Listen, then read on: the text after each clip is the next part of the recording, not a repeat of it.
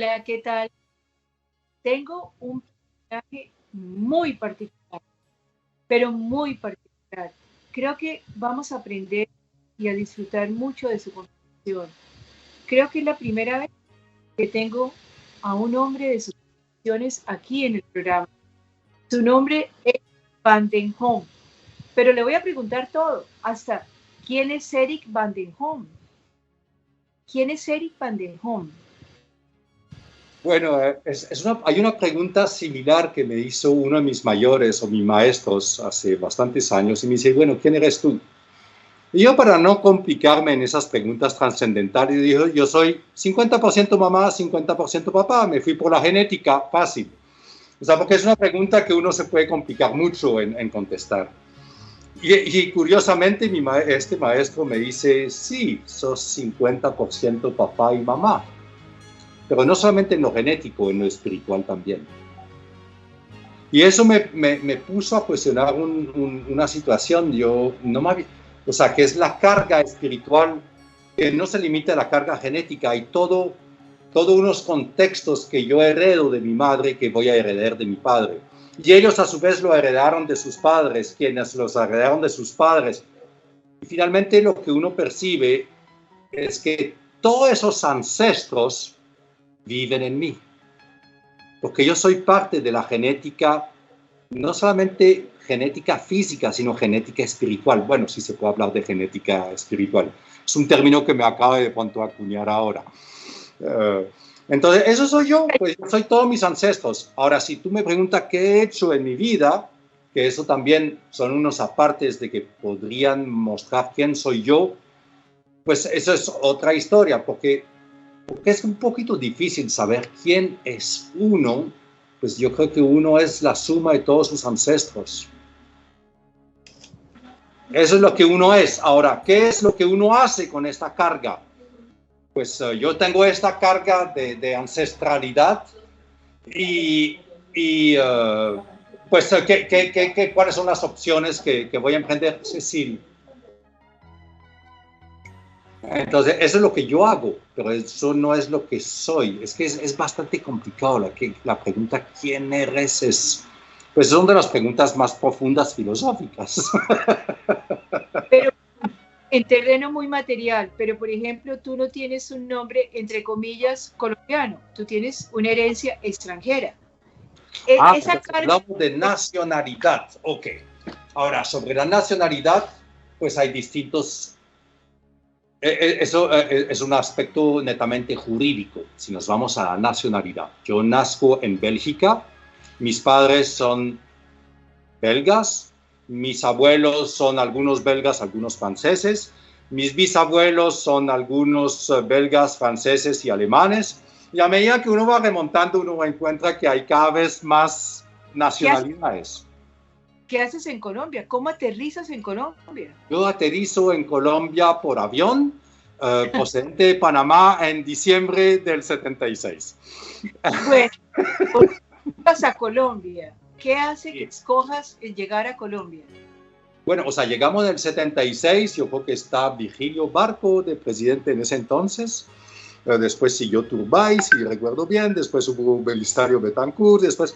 Bueno, llegamos a Colombia porque mi padre tiene la expectativa de crear una plantación de palma africana con su hermano, que vive en Colombia desde 1963, que fue el fundador de Indupalma, una de las plantaciones de palma más importante en Colombia. Cuando nosotros llegamos a Colombia en el 76, creo que Indupalma tiene 14.000 hectáreas de palma sembrada. Y mi tío es gerente de la plantación. No es propietario, no es accionista, es simplemente gerente. Y ambos, pues mi tío y mi padre, tenían la expectativa de crear su propia plantación. Desafortunadamente, mi tío murió a los 3 meses de nosotros llegar por una amibiasis extrema que fue mal atendida, por decirlo así.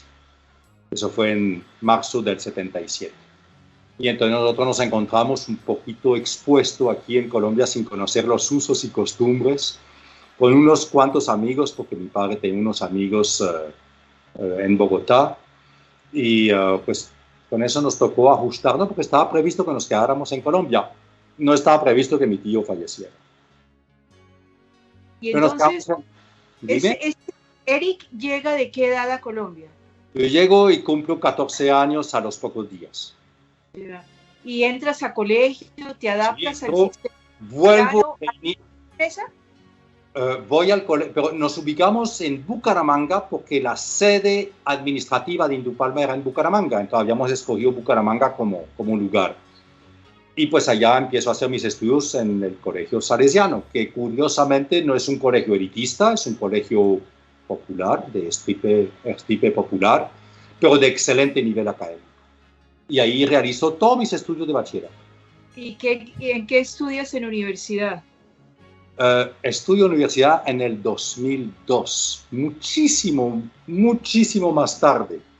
Y también, bueno, lo que pasa es que ahí es otra historia, porque hay un espacio muy grande entre terminar mis estudios, que los termino en el 82, yo creo, y pues sí, son 76 más 6 años, 77, sí, son 82. En diciembre del 82 termino mis estudios con excelencia académica, con uno de los CIFES más altos del país.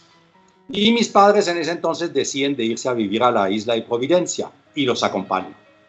Yo abandono las posibilidades de aplicar a unas becas, porque pues por el resultado del IFES y por mis resultados deportivos tenía la posibilidad de acceder a ciertas becas, pero rechazo estas opciones y decido irme a vivir en una isla del Caribe, que era uno de mis sueños. Y en la isla ¿Qué haces allá? ¿Qué haces allá? Uy, allá tengo varias actividades. La primera actividad es que empecé a trabajar buceando en apnea para sacar pescado, langostas, caracoles, cangrejos, o sea, distintos productos del mar. Y durante 2 años, prácticamente acompañaba a los isleños a esta faena y buceaba y sacábamos pescado, sacábamos los filetes y se vendían. Esa fue mi primera actividad en la isla. Después trabajé en construcción como obrero raso.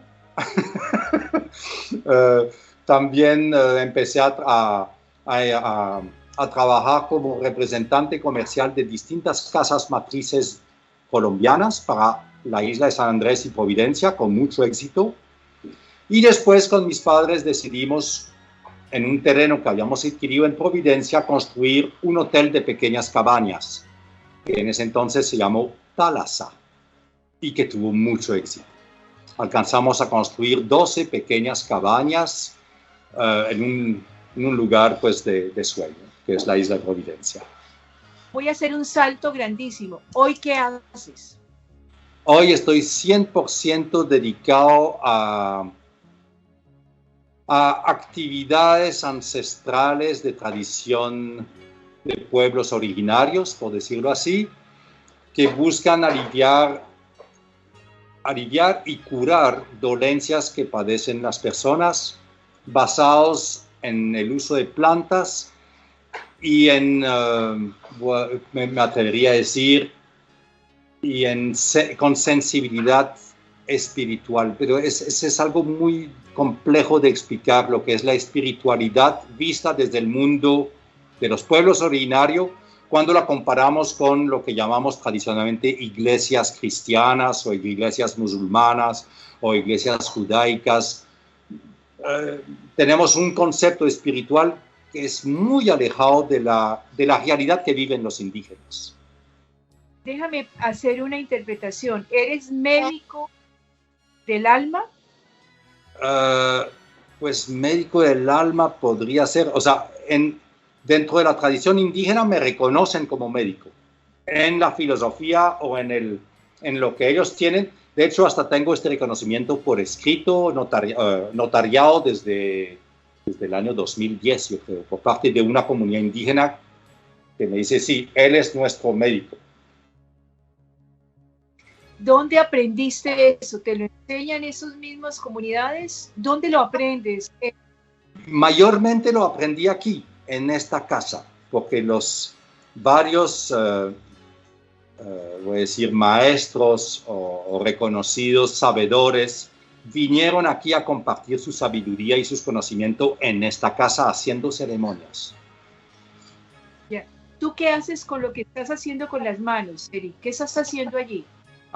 Este es un objeto sagrado que pertenece a la tradición mujisca. Los mujiscas son del altiplano cundiboyacense y santanderes. Ahí está su origen. Este objeto se llama damburo o poporo. Los hay de distintas formas. Les voy a mostrar otro que tengo también aquí.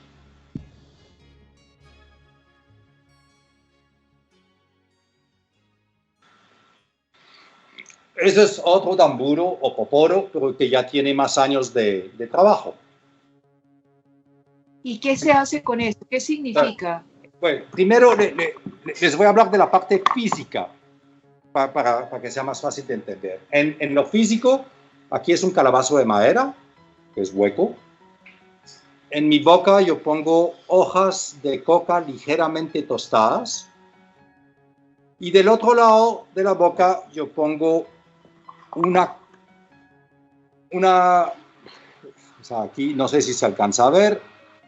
Eso es una crema de tabaco. Lo único que tiene es tabaco y agua. Y se deja reducir este té hasta que genere una textura un poquito como la plastilina. Y eso se pone del otro lado de la boca. Y dentro del poporo, del damburo, dependiendo de cómo se llame, hay cal viva, que es hecha con conchas de mar. ¿Ven? Ahí hay un cal. Y entonces eso se humedece y se coloca aquí. Eso es lo físico. Ahora, ya en el aspecto, voy a decir, más místico, este objeto, a pesar de su forma inicial,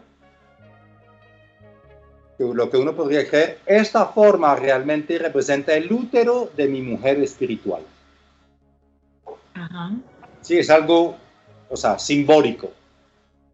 Y esto representa mi falo o mi pene. Entonces, me introduzco en mi mujer espiritual y ella con la cal me va a mostrar algo que está oculto o que está guardado. Y se va a empezar a comunicar conmigo. Y este acto que realizo horas al día es una especie de meditación, pero activa. Porque hay meditación como de observación, por decirlo así, donde la persona es inmóvil.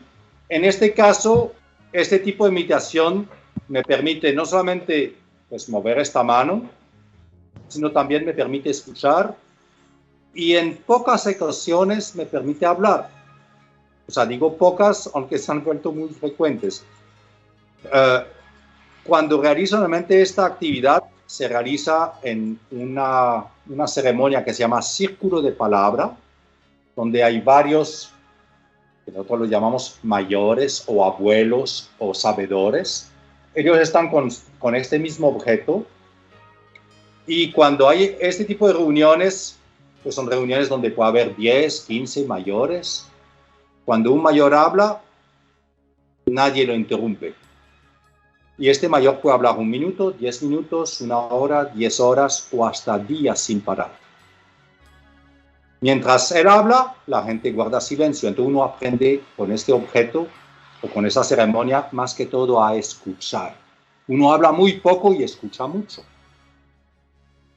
Y poco a poco uno va con este objeto, uno empieza a establecer una relación y este objeto le va contando historias. Lo que pasa es que las historias que le cuentan no es hablando, porque el objeto no habla.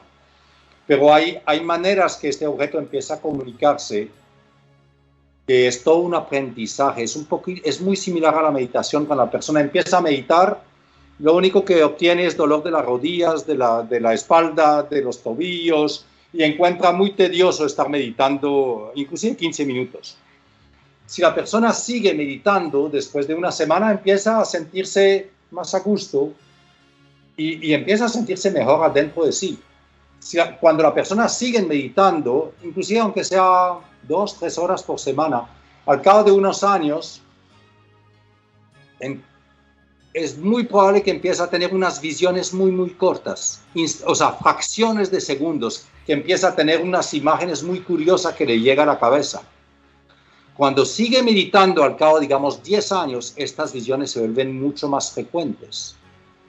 Y si la persona sigue meditando al cabo de unos 20 años, él logra manejar ese tipo de visiones que tiene y logra viajar donde él quiere. Pero eso no lo obtiene el primer día que se sienta. ¿Qué está diciendo el objeto ahora cuando estás conversando conmigo? ¿Qué es lo que hice? Perdón. ¿Qué te está diciendo el objeto ahora que estás conversando conmigo? Dame un segundo, vamos a seguir ahora después de comerciales. Perfecto. Te preguntaba, ¿qué te está diciendo el objeto? ¿Cuál es el lenguaje que te está transmitiendo en este momento? Una parte del aprendizaje de estar en relación con este objeto es que uno tiene que averiguar cómo es que el objeto se comunica. Y los maestros no te lo dicen. Tú tienes que descubrirlo. Entonces, observando, yo puedo observar que el color cambia. A ver, el color se pone más oscuro, más claro, a veces está totalmente amarillo, a veces totalmente blanco. La forma va cambiando también. Hay momentos inclusive que se desmorona, hay pedazos que caen del objeto, porque ha sido construido de manera errónea. Ahora, cuando estoy colocando la cal sobre el objeto, hay un sonido, que es un sonido muy, muy tenue que realiza. Entonces, todo eso uno lo observa y uno se percata que pueden ser una de las manifestaciones ya físicas de comunicación. Y hay otras manifestaciones, pero que ya son más internas, son cosas que yo percibo, que yo pienso, que recibo como un ensueño. Con esa técnica también me puedo obtener un tipo de borrachera, o sea, de estado de conciencias que se ven que se ven cambiados. ¿Alterados de conciencia? Sí, pero alterar tiene una connotación negativa. Yeah. Y realmente, o sea, por ejemplo, cuando tomo alcohol, se me altera la conciencia, pero yo percibo eso como una situación poco apropiada, o sea, no me permite pensar con claridad. En cambio, con esos métodos, la conciencia, lo que yo he podido percibir es que llego a unos estados donde puedo sintonizar otras frecuencias de información. Como por ejemplo... Es como, por ejemplo, tener un radio y cambiar de sintonía. O sea, estamos acostumbrados a siempre escuchar la misma frecuencia radial y de pronto, a través de un mecanismo especial, empiezo a ver que hay más emisoras y que todas tienen una información extremadamente valiosa. Ahora, las informaciones que uno puede recibir o percibir demandan un entrenamiento con este objeto bastante largo. Me atrevo a decir que es como una meditación. Yo apenas tengo 8 años de estar con este objeto.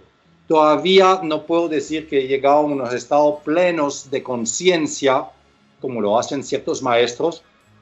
Ellos cogen este objeto y pueden ir donde quieren, así como lo hacen los grandes lamas o los grandes monjes tibetanos que entran en meditación tan profunda que se pueden desplazar donde ellos quieren, no solamente en la Tierra, sino en el universo. O sea, tienen estados de conciencia que pueden sintonizar unas frecuencias que nosotros desconocemos totalmente. Eric, ¿qué te dice esto qué te dice del mundo? ¿Dónde vamos? ¿Qué le está pasando a la humanidad? Bueno, ahí sí hay, no es solamente este objeto, a través de otras ceremonias que practico con mucha frecuencia, he recibido muchas informaciones, también por la formación profesional y mis actividades empresariales, la formación que recibí, pues me permiten tener cierta visión sobre el mundo actual y sobre los posibles desenlaces que podría generar en el futuro. Pero ya es una deducción más bien lógica, no es una deducción, voy a decir, espiritual solamente. Hay una mezcla de los dos. ¿En el mundo actual hay lógica? ¿Dónde está la lógica del mundo actual, Eric? No, hay una lógica enorme, que nosotros no lo entendemos, es otra cosa. O sea, pero hay una lógica avasallante en lo que está pasando. Explícamela, explícanosla.